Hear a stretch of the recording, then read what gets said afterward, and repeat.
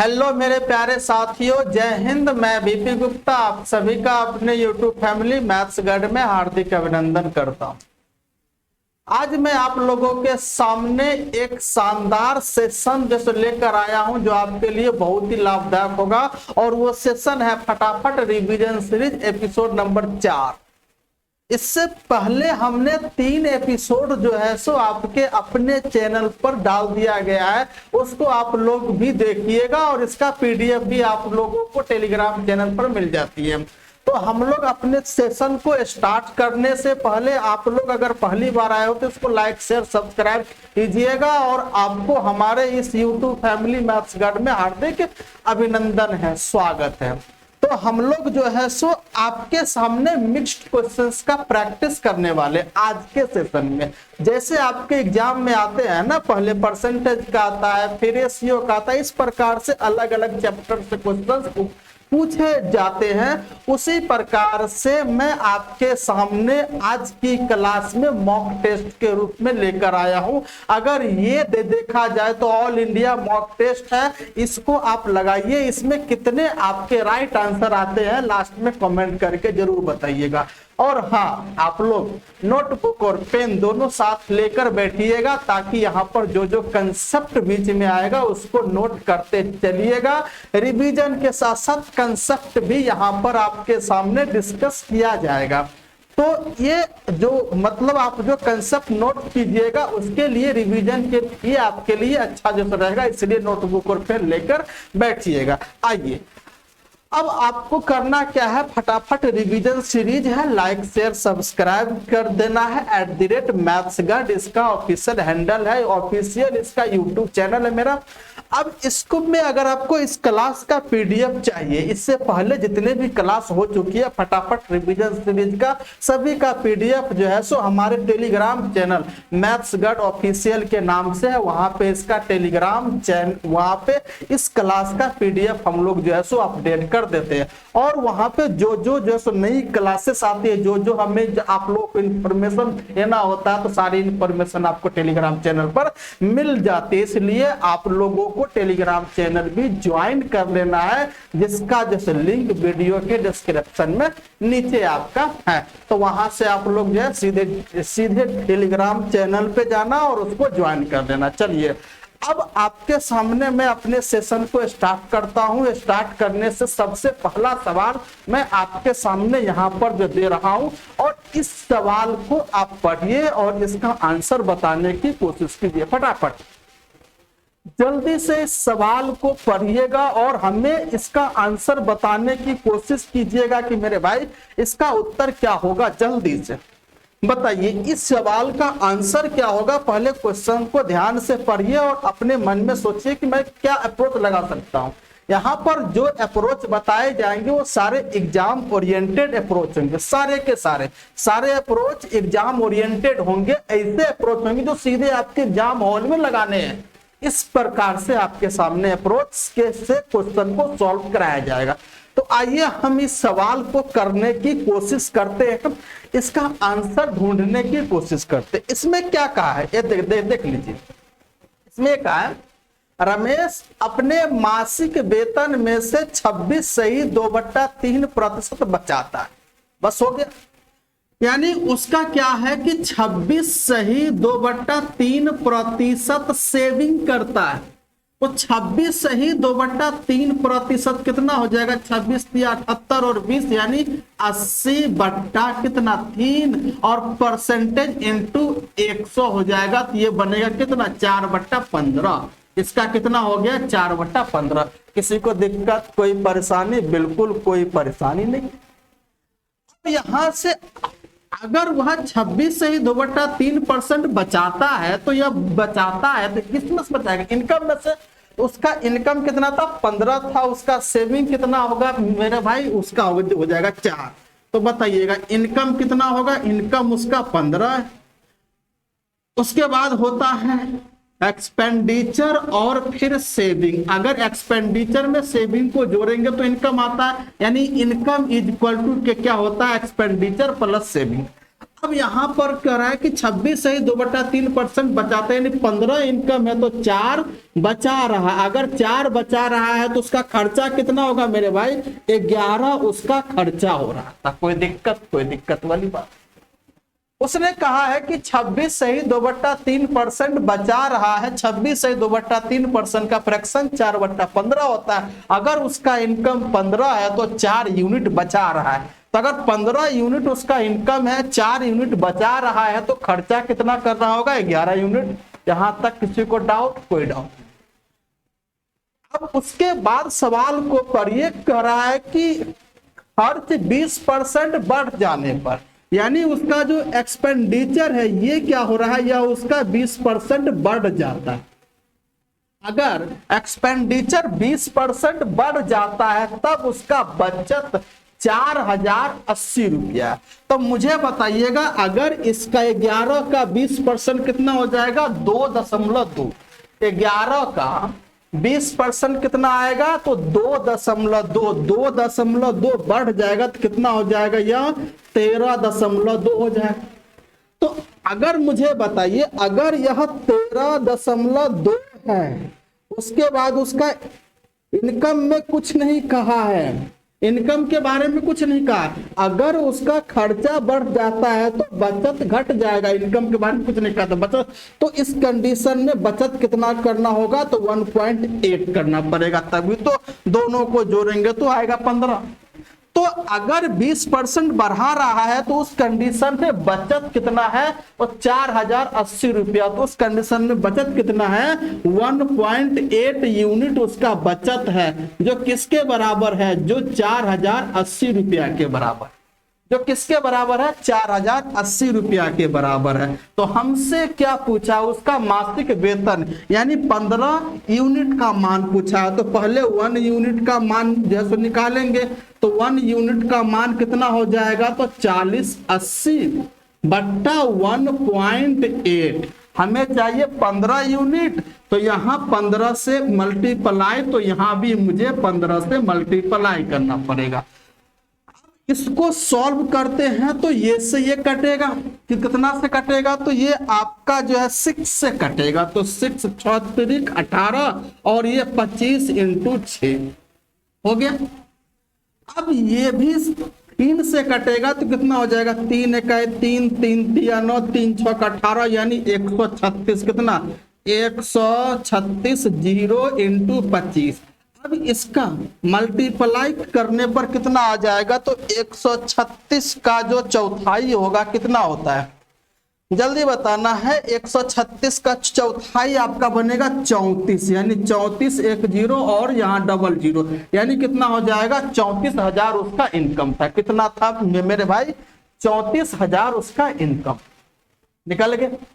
तो उसको सवाल को मैंने ध्यान से पढ़ा और जैसे जैसे कहा था वैसे वैसे करते गए, उसका आंसर निकलता गया। किसी को डाउट, कोई समस्या? यानी इसका आंसर बन जाएगा option number D for Devsena answer.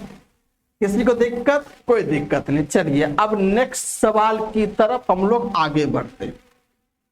दूसरा सवाल है, ये सवाल को पढ़िए और फिर इसका आंसर बताने की कोशिश कीजिए जल्दी से। चलिए आपके सामने ये सवाल है, इसका आंसर आप लोग बताइए फटाफट। इसका आंसर क्या होगा जल्दी से आप लोग जो है सो बताइए। तो पहले से सवाल को ध्यान से पढ़िए। क्या कहा? इसमें कहा है किसी वस्तु की कीमत में 28% की वृद्धि की जाती, हालांकि इस पर हुए खर्च में 12% की वृद्धि होती है। अगर 28% उसकी प्राइस बढ़ जाती है तो उसका खर्चा भी 28% बढ़ जाएगा, लेकिन वह खर्चा 28% नहीं बढ़ा रहा, 12% बढ़ा रहा है। तो इसका मतलब है कि खपत में कुछ ना कुछ जो है सो कमी करनी पड़ेगी।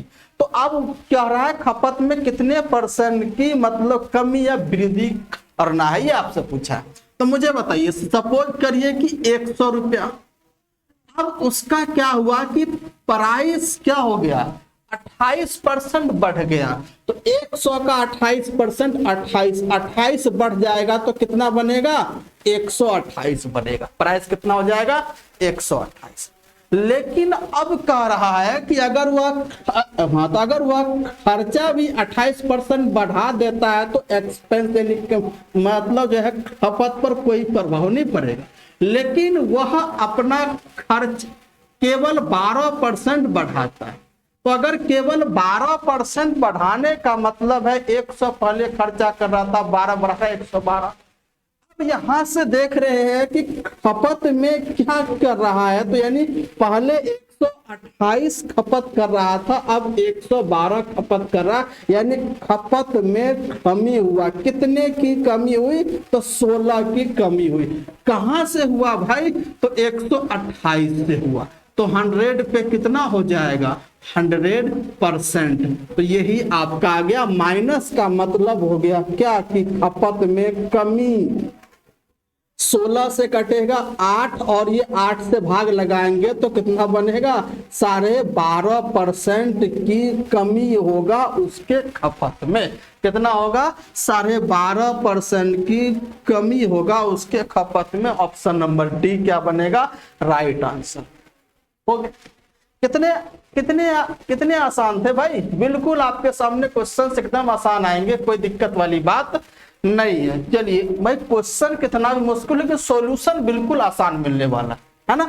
चलिए अगले सवाल की तरफ हम लोग रुक करते। बहुत बढ़िया सवाल है, बहुत अच्छा सवाल है, इसको सॉल्व करते हैं, फिर इसका आंसर आप लोग पहले निकालिए, उसके बाद हम इसका आंसर निकालते हैं। पहले आप लोग इसका निकालिए, ये कोशिश कीजिए जल्दी से।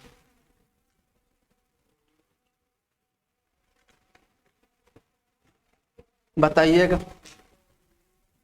पहले आप लोग इसका आंसर फटाफट निकालिए, तो फटाफट आंसर निकालिए।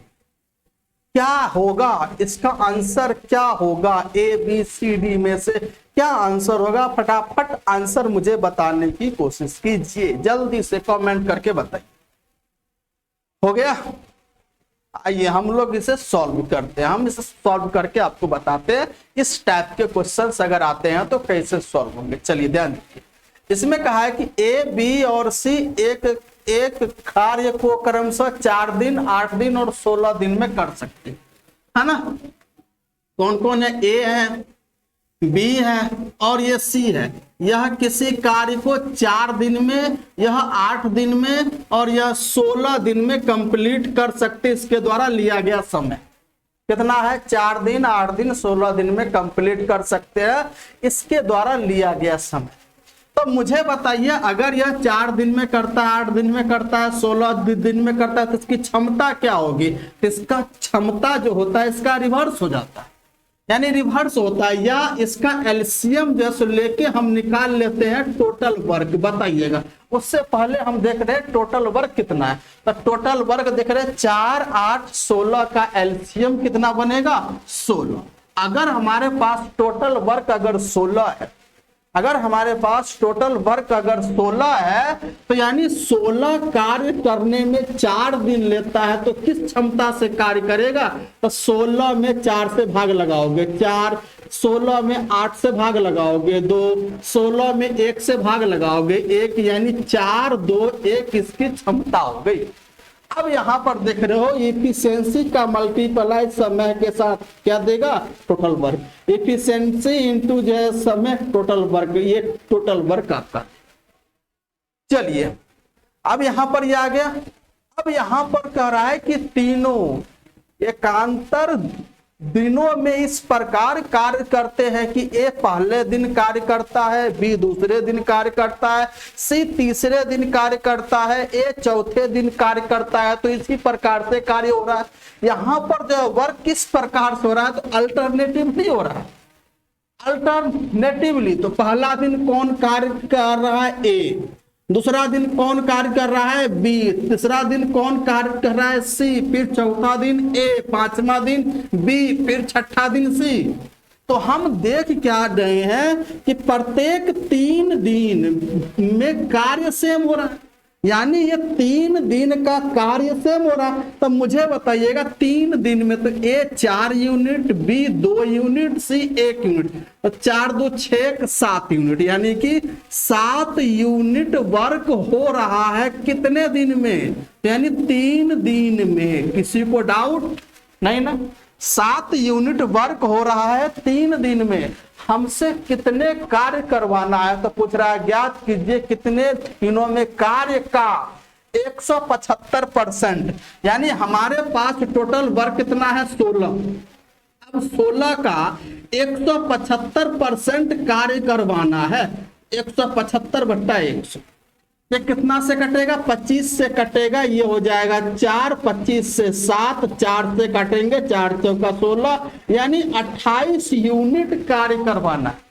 28 यूनिट, यानी 16 का 175% 28 यूनिट आएगा। तो मुझे बताइए अगर 7 यूनिट कार्य 3 दिन में, तो 28 यूनिट के लिए मुझे 4 से मल्टीप्लाई करना होगा, तो यानी कितना हो जाएगा, 28 यूनिट कार्य मुझे करवाने हैं। जो कितना समय लगेगा, तो आप बोलोगे सर 12 दिन का समय लगेगा। ऑप्शन नंबर डी आपका राइट आंसर। कौन सा? ऑप्शन नंबर डी क्या बनेगा, सही उत्तर बनेगा। बताइए किसी को डाउट, कोई समस्या? कितने आसानी तरीके से क्वेश्चन को सॉल्व हो गए। आ रही बात? बिल्कुल किसी प्रकार की कोई समस्या वाली बात नहीं। चलिए अगले क्वेश्चन की तरफ हम लोग रुख करते हैं। अगला सवाल क्या है, इसको पहले पढ़िए और फिर आंसर देने की कोशिश करिए। अगर जल्दी मिट जा रहा है तो थोड़ा सा आप लोग वीडियो को रोक के उसके बाद उसको नोट कर लीजिए, अच्छा रहेगा, या स्क्रीनशॉट ले लीजिए, सबसे अच्छा रहेगा। चलिए इस सवाल को करने की कोशिश कीजिए। यहां पर यह कह रहा है कि निम्नलिखित संख्या 9 से पूर्णतः विभाज्य है। सबसे पहले आपको यह बताना है कि 9 से पूर्णतः विभाजित होने का रूल क्या है। तो आप बोलोगे सर 9 से पूर्णतः विभाजित होने का रूल है मेरे भाई कि उन संख्या में उपस्थित सभी अंकों का योग 9 से कट जाए, यानी उन संख्या में उपस्थित सभी अंकों का योग 9 से पूरी तरह विभाजित हो जाए, तो वह पूरी की पूरी संख्या 9 से क्या होगी, विभाज्य होगी। हमारे पास एक संख्या है 51 एंड, हमारे पास एक संख्या है 51 है, एंड है 9 1 8 है टैग और 0 ये संख्या है। ये हमारे पास संख्या है। इसमें जो है सो इसमें आपका एंड और ये हैज, ये दोनों आपका सिंबल है। इन सिंबल का मान आपको ज्ञात है। अब ये संख्या 9 से पूरी तरह क्या है, विभाज्य। तो 9 से पूरी तरह विभाज्य होने के लिए रूल क्या कहता है, ये इन अंकों को जोड़िए, 9 से कटना चाहिए। तो आप देख रहे हैं 9 से कट रहा, 8 1 9, 9 से कट रहा, 5 1 6, कितना बन गया 6, प्लस ये अंक हो गया और ये प्लस में ये अंक हो गया ये। अब इन तीनों अंकों का योग 9 से कटना चाहिए। इसका मतलब या तो 9 होना चाहिए या तो 18 होना चाहिए, या तो 9 होना चाहिए या तो 18 होना चाहिए। अगर मैं 9 लेता हूं, अगर मैं 9 अगर इसके बराबर 9 जैसे लेता हूं, तो इन दोनों का योगफल कितना बनेगा 3, यानी एंड और हैज टैग का योग आना चाहिए 3। अगर ऑप्शन को ध्यान से देखिए तो किसी भी ऑप्शन में दोनों का योग 3 नहीं है। ऑप्शन आपके सामने है 2 2 है, उसके बाद है आपका 9 8 है, उसके बाद आपका है 4 5 है, और उसके बाद है आपका 8 और 4। तो बताइए किसी भी 2 अंकों का योग 9 आ रहा है, नहीं आ रहा है। इसका मतलब हमें 9 नहीं अब 18 लेना पड़ेगा। तो अगर इन सब का योग 18 जो है लोगे, पहले से 6 है, तो इसका योग कितना होना चाहिए 12 होना चाहिए। अब आपको देखना है इन ऑप्शन में से किन 2 अंकों का योग 12। इसका 12 है, नहीं है, इसका 12 है, नहीं है, इसका 12 है, नहीं है, इसका है 12, यानी इसका उत्तर हो जाएगा 8 4 ऑप्शन नंबर डी आपका राइट आंसर बनेगा। कितना बनेगा? Option number D for Devsena इसका क्या बनेगा? राइट आंसर बनेगा। चलिए, कोई दिक्कत वाली बात नहीं है, कोई परेशानी वाली बात नहीं है। चलिए, ये क्वेश्चन आप लोगों को अच्छे से समझ में आ गया होगा, कोई परेशानी वाली बात नहीं। चलिए, इसको नोट कर लीजिए और हम आगे बढ़ते हैं। आप लोग आराम से या तो स्क्रीनशॉट ले लीजिए, चाहे कुछ कर लीजिए, हम आगे बढ़ते हैं। अगले सवाल की तरफ हम लोग रुक करते हैं। इस सवाल को सॉल्व करिए, पढ़ के बताइए क्या आंसर होगा। जल्दी से बताइएगा इस सवाल का आंसर क्या होगा जो आपके सामने स्क्रीन पे दिख रहा होगा। आपके सामने स्क्रीन पे दिख रहा है, तो इस सवाल का आंसर जल्दी से कमेंट करके बताइएगा। बताइएगा आप लोग मुझे, मेरे भाई इसका आंसर क्या होगा? मेरे भाई इसका भी आंसर क्या होगा? इसका भी आंसर आप लोगों को बाय ऑप्शन से ही बनाने होंगे। क्यों? क्योंकि इसका आंसर बहुत सारा होगा, लेकिन जो 4 गो ऑप्शन है उसी में से आपको आंसर देना है। ए आंसर होगा कि बी होगा कि सी होगा कि डी होगा, जल्दी से बताना है इन चारों में से कौन सा ऑप्शन होगा। फटाफट बताइए। इसमें कहा है कि एक वस्तु पर 20% की छूट और दूसरी वस्तु पर 25% की छूट बराबर है। बताओ छूट किस पर दिया जाता है? तो मार्केट प्राइस पर, उस वस्तु के अंकित मूल्य पर छूट दी जाती है। तो अगर मान लीजिए पहली वस्तु का अंकित मूल्य x है, तो इसका 20% का छूट ये होगा। अगर दूसरी वस्तु का अंकित मूल्य y है, तो इसका 25% छूट ये होगा। दोनों क्या हो गए? बराबर।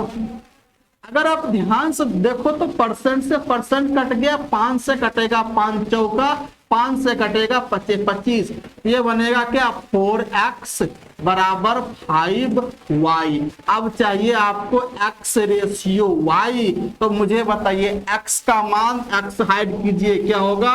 5। y का मान y वाले को ऐड कीजिए, कितना होगा? 4। यानी पहली वस्तु का अंकित मूल्य 5 यूनिट, दूसरी वस्तु का अंकित मूल्य 4 यूनिट। अब आपको चारों ऑप्शन को ध्यान से देखिए कि कौन सा ऑप्शन 5:4 के अनुपात में है। पहला ऑप्शन को देख रहे 100 और 40, यह आपका जो है 5:2 के अनुपात नहीं होगा। दूसरा ऑप्शन देख रहे हैं 100 और 120, यह 5:6 के अनुपात नहीं होगा। तीसरा ऑप्शन देख रहे हैं 100 और 60, उसको काटोगे तो 5:3 आएगा, नहीं होगा। चौथा ऑप्शन देख रहे हो 100 और 80, अगर इन दोनों को काटोगे, रेशियो बनाओगे तो 5:4, यही आपका राइट आंसर बनेगा, ऑप्शन नंबर डी। इसमें से क्या कहा है? वस्तु का अंकित मूल्य हो सकता है, क्या हो सकता है? पहली वस्तु का अंकित मूल्य 100 हो सकता है, दूसरी वस्तु का 80 रुपया हो सकता है। इसके अलावा और भी आंसर होंगे, इसी कोई बात नहीं है। इसके अलावा और भी आंसर होंगे जो है, तो लेकिन हो सकता है, इसका मतलब आपके सामने 4 ऑप्शन है, उसी में से एक ऑप्शन को चुनना है। आ रही है बात?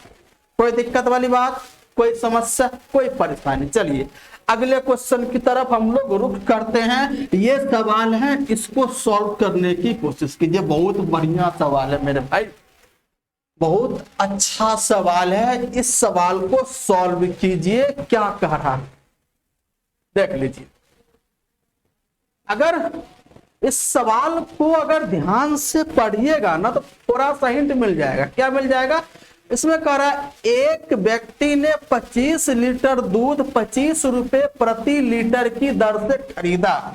यानी उसने 25 लीटर दूध 25 रुपए प्रति लीटर की दर से खरीदा। तो कितने रुपए में खरीदा? कॉस्ट प्राइस कितना होगा?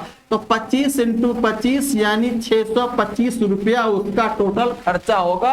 यानी 25 लीटर दूध 25 रुपए के हिसाब से 625 रुपया में खरीद। बात खत्म।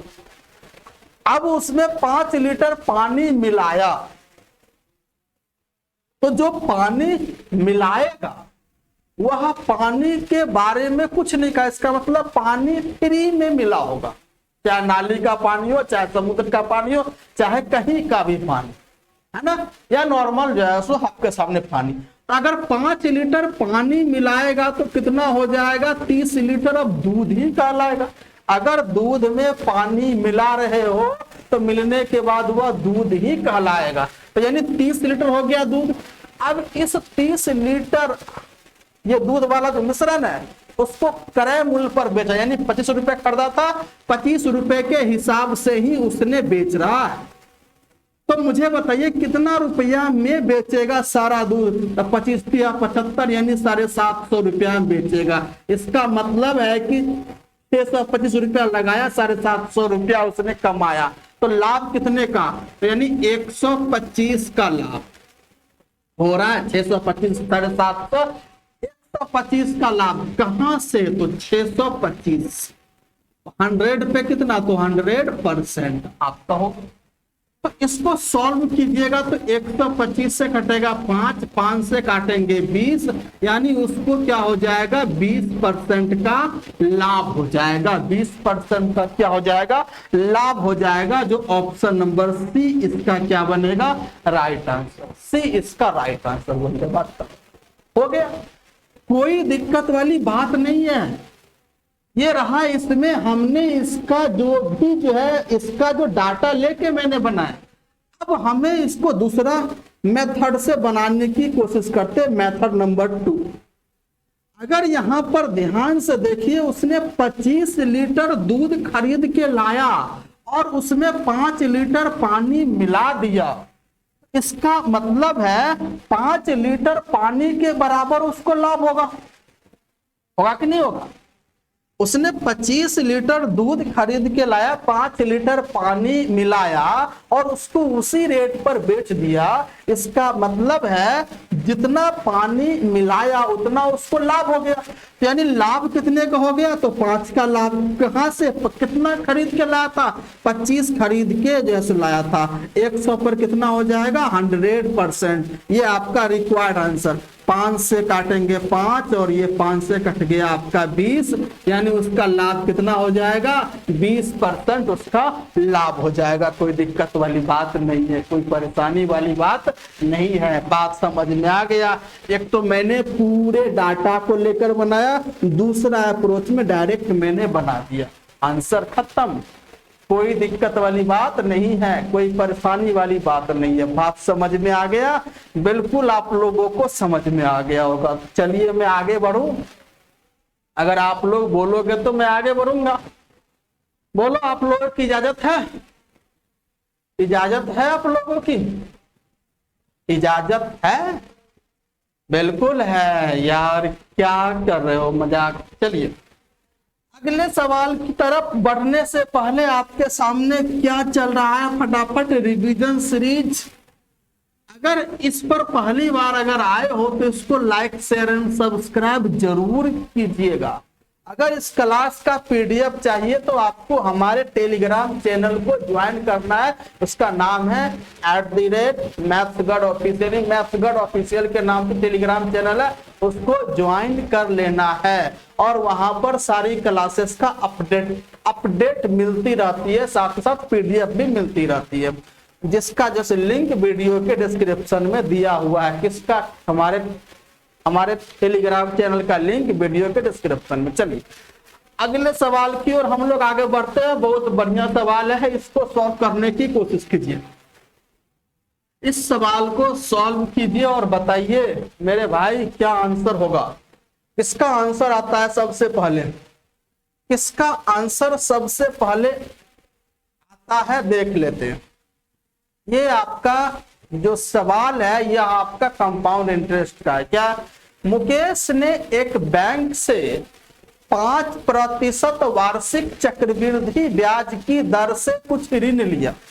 कितना रुपया ऋण जो है सो लिया, अभी नहीं पता कितना रुपया ऋण लिया, इसका मतलब मूलधन होगा वो। उसने 2 वर्ष के अंत में, मतलब 2 वर्ष के अंत में 7,05,600 का भुगतान करके अपना ऋण चुका दिया। तो पूछ रहा उसने कितनी राशि ऋण लिया था, कितना मूलधन ऋण जैसे लिया था। जब वह बैंक को ऋण चुकाया तो वह मूलधन प्लस ब्याज दोनों चुकाए।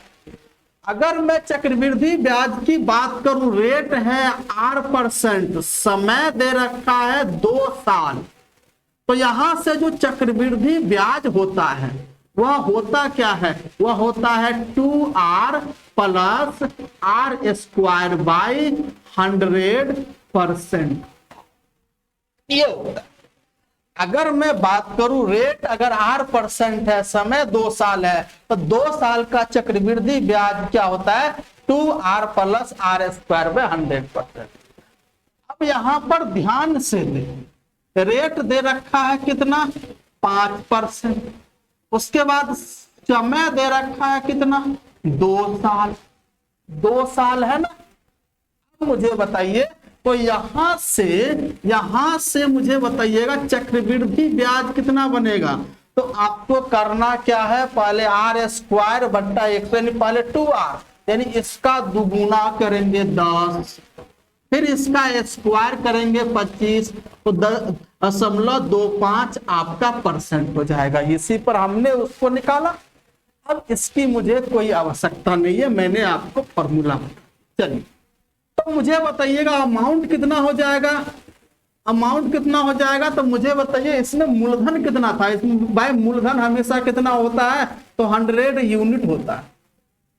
चलिए मुझे बताइएगा, अगर 2 साल का चक्रवृद्धि ब्याज 10.25 है, अमाउंट कितना हो जाएगा, तो मुझे बताइएगा मूलधन का इतना परसेंट इतना इसमें जोड़ेंगे तो कितना हो जाएगा, 110.25 यूनिट बने।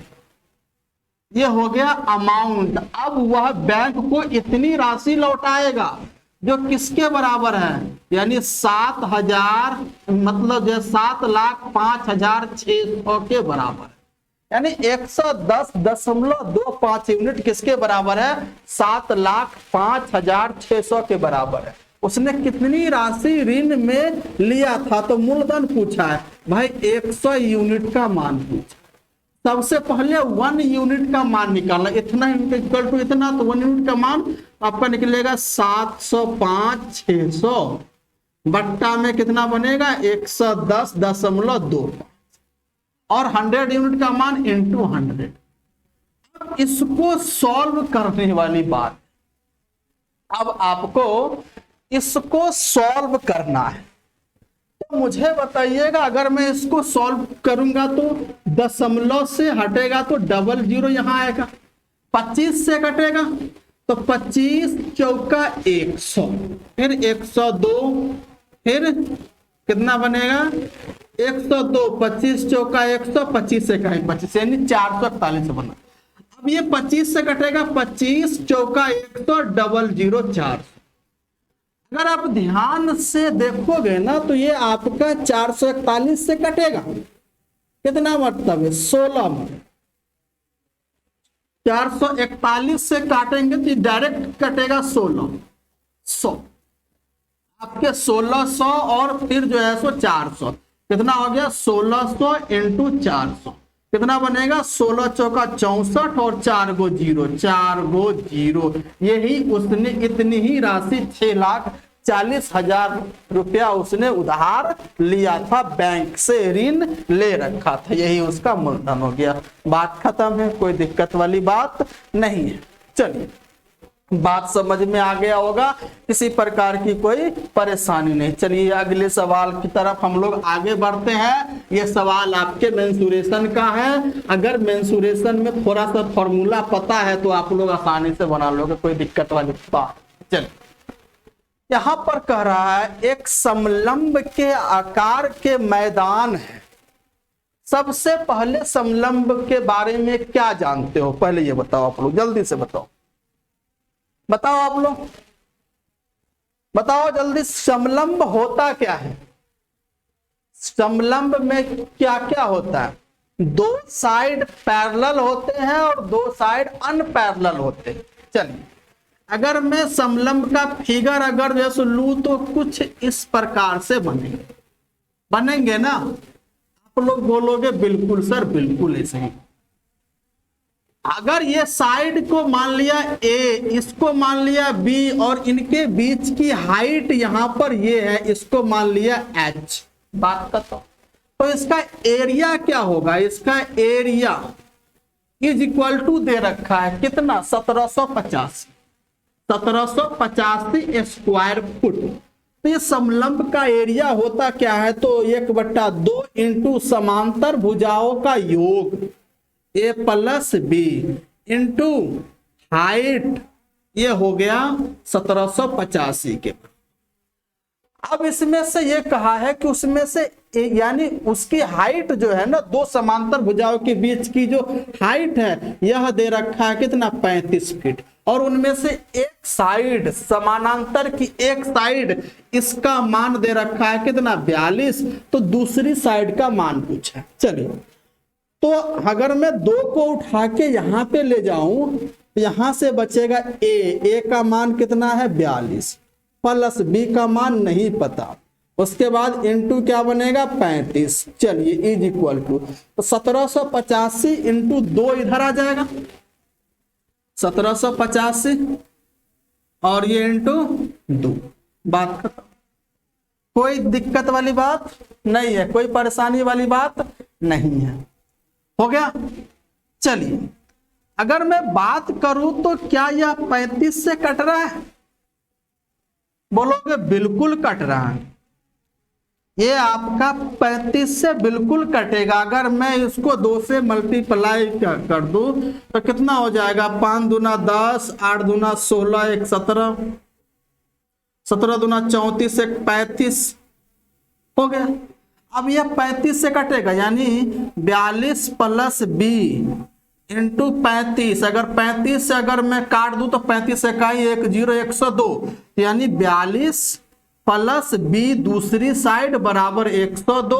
तो बी इज इक्वल टू कितना बनेगा, 102 माइनस 42 इज इक्वल टू कितना होगा, 60 फीट। यानी दूसरी साइड जो होगा वह 60 फीट की होगी।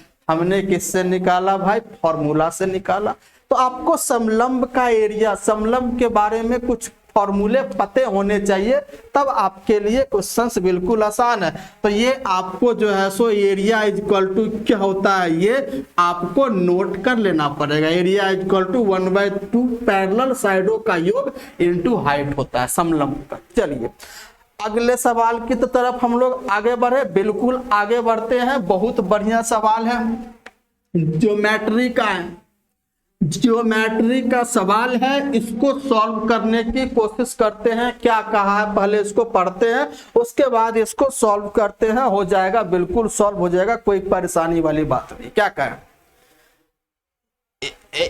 तो इसमें कह रहा है ए बी 13 सेंटीमीटर की त्रिज्या वाले एक वृत्त की जीवा है। तो सबसे पहले एक सर्कल खींच रहे हैं, इसका सेंटर मैंने मान लिया O, और इसमें एक ए बी क्या है, जीवा है। जीवा आपका होता क्या है, परिधि के दो बिंदु को मिलाने वाली लाइन होती है। तो यहां से अगर रेडियस की बात करूं तो सेंटर से परिधि को मिलाएंगे रेडियस, जो कि 13 सेंटीमीटर का है कि नहीं है, बिल्कुल है। अब कह रहा है केंद्र O से, केंद्र O से ए बी को बिंदु सी पर प्रतिच्छेद करती है और एक लंब खींचा जाता है। यानी केंद्र O से ए बी पर लंब खींची जाती है। ज्यों ही सेंटर से जीवा पर लंब खींचेंगे ना, तो जीवा को 2 बराबर भागों में बांट देती है। और यहां इसका नाम दे दिया सी, और ओसी का मान दे रखा है 5। तो आपको ट्रिपलेट से पता ही होगा, अगर ये हाइपोटेनस 13 है, 5 है, तो ये एसी का मान कितना हो जाएगा, एसी इज इक्वल टू 12 निकल गया किससे, पाइथागोरस से। तो अगर एसी का मान 12 जैसे निकल के आएगा तो A B is equal to क्या हो जाएगा, 2 गुने एसी होगा कि नहीं होगा, क्योंकि यह अगर इस पर लंब खींचेंगे ना, इसको 2 बराबर भागों में बांटेगी। अगर ये 12 तो ये भी 12, दोनों मिला के कितना बनेगा, 2 गुने 12 इज इक्वल टू 24 सेंटीमीटर का क्या होगा, जीवा की लंबाई, यानी ए बी की लंबाई होगी। चलिए, कोई दिक्कत वाली बात नहीं है, कोई परेशानी वाली बात नहीं है, कोई दिक्कत नहीं है। चलिए अगले सवाल की तरफ हम लोग रुक करते हैं। चलिए, मिटा दूं इसे। चलिए एलसीएम का सवाल है, क्या कह रहा है इसमें, कह रहा है कि तीन संख्याओं का लघुत्तम समापवर्त्य और अनुपात क्रमशः 1386 और 3:7:11 के अनुपात में। बात खत्म। बिल्कुल सवाल आसान है, इसमें रेशियो है। अगर पहली संख्या 3, अगला 7 और 11 के रेशियो में तीन संख्या, पहली संख्या, दूसरी संख्या, तीसरी संख्या। तो अगर मैं इसके एलसीएम की बात करूं तो एलसीएम दे रखा है 1386। आ गई बात। अगर 1386 एलसीएम है तो मैं रेशियो में एलसीएम निकालना चाहूंगा। तो देख रहे हैं तीनों के तीनों आपका अभाज्य संख्या है, प्राइम नंबर है, तो प्राइम नंबर का एलसीएम तीनों का मल्टीप्लाई कर देते हैं हम। 21 और इंटू 7 कितना बनेगा, 231। 231 ये एलसीएम बनेगा, लेकिन रेशियो में बनेगा। क्यों? क्योंकि संख्या अभी रेशियो में है। तो यह रेशियो 231 का मान है कितना, 1386। तो यहां से रेशियो 1 इक्वल टू क्या बनेगा, 1386 बट्टा 231, काटेंगे तो 6, यानी रेशियो 1 का मान आ गया 6। कितना आ गया, रेशियो 1 का मान आ गया 6। अब हमसे क्या पूछा है, अब हमसे पूछा है इसमें सबसे बड़ी और सबसे छोटी संख्याओं का योग क्या है।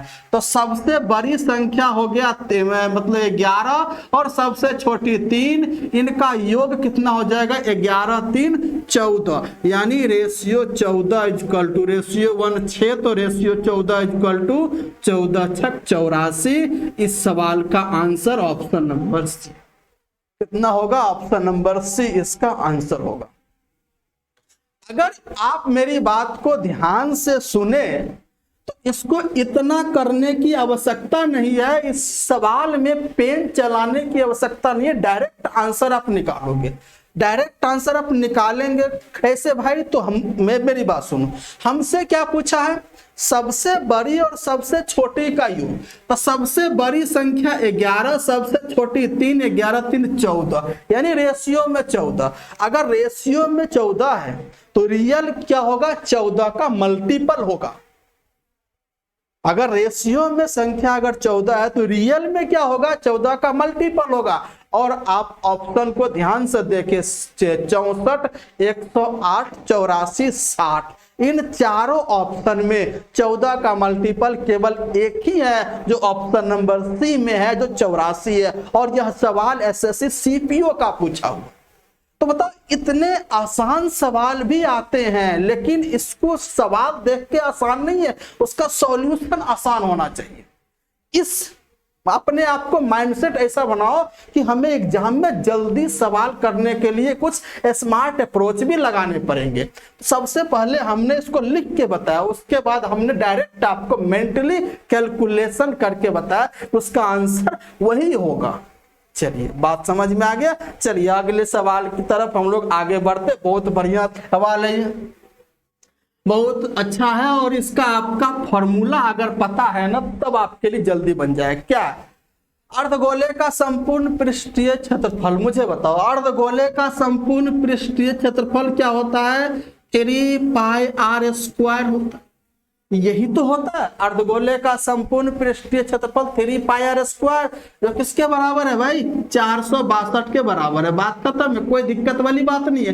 3 पाई का मान 22/7 इंटू r² बराबर 462। ये 22 से कटेगा, 22 दूनी 44, 22 से कहीं 3 से कटेगा 7, r² इक्वल टू 7 गुने 7, r का मान इक्वल टू 7 सेंटीमीटर। कितना आ गया, 7। हो गया, बात खत्म है। आपसे क्या पूछा है, अर्धगोले का व्यास यानी डायमीटर 7 दूना 14 सेंटीमीटर। अब इससे आसान क्या सवाल है, देख रहे हो, सीपीओ का सवाल है मेरे भाई, ज्यादा दिन पहले का भी नहीं है। इस सवाल आते हैं तो आपको ऐसे के लिए ऐसे सॉल्यूशन भी करना पड़ेगा। चलिए आपको बात समझ में आ गया। अगला सवाल आपके सामने फटाफट स्क्रीन पे दिख रहे होंगे। चलिए इस सवाल को करने की कोशिश कीजिए, जल्दी इस सवाल को करने की कोशिश कीजिए। ये आपका रिलेटिव स्पीड पर आधारित सवाल है। किस पर आधारित है? Relative speed. रिलेटिव स्पीड पर आधारित सवाल है। इसको आप लोगों के लिए हम HW दिए जा रहे हैं। इस सवाल का सॉल्यूशन सॉल्व करके क्या आंसर होगा, जल्दी से कमेंट बॉक्स में कमेंट कीजिएगा। इस सवाल के लिए मैं HW आपको दे रहा हूं और इस सवाल का सॉल्व करके इसका आंसर कमेंट बॉक्स में कमेंट करिएगा। तो ये सेशन आप लोगों को कैसा जो है तो लगा? हाँ, ये मैं आपके सामने ये सवाल देख लीजिए और इसका सॉल्यूशन आप लोगों को कमेंट बॉक्स में कमेंट करके बताना। तो मुझे बताइए आज का सॉल्यूशन, आज का सवाल किस टाइप से रहे, उसमें क्या क्या फायदे हुए, जरूर अपना कमेंट करके बताइएगा और अपना विचार जरूर मुझे शेयर कीजिएगा। अगर आप हमारे चैनल पर पहली बार अगर आए हो तो लाइक शेयर सब्सक्राइब जरूर कीजिएगा और सब्सक्राइब साथ साथ कमेंट भी कीजिएगा और अपने दोस्तों अपने रिश्तेदारों सबको बताइएगा कि यहाँ पर पूरे मैथ्स का कंप्लीट पैकेज रिवीजन यानी मुफ्त में आप लोगों के लिए हो रहा है। बस आप लोगों का केवल लग रहा है तो मोबाइल का डाटा लग रहा है और कुछ नहीं लग रहा है और कुछ नहीं। इसका PDF मैं आपको दे रहा हूं, PDF भी आपको दे रहा हूं। इसके लिए हमारे टेलीग्राम चैनल मैथ्सगढ़ ऑफिशियल पे जाना पड़ेगा। वहां पे आपको सारी क्लासेस के बाद PDF, फिर क्लास, फिर PDF, फिर सब चीज सिस्टमैटिक ढंग से आपको मिल रहा है। तो बताओ इतनी आसानी से सारा कंटेंट मैं आपको दे रहा हूं। बस एक ही चीज की कमी है, आपकी मेहनत की। आपको मेहनत करना होगा। अगर हमारे साथ रहोगे तो हमारे साथ मेहनत आपको करना पड़ेगा। जितनी मेहनत हम आपके लिए करते हैं उतना ही मेहनत आपको भी करना होगा। तो एक दिन रिजल्ट आपके हाथ में होगी और आप दुनिया को बताओगे कि यहां से पढ़ के सिलेक्ट हुए, है ना।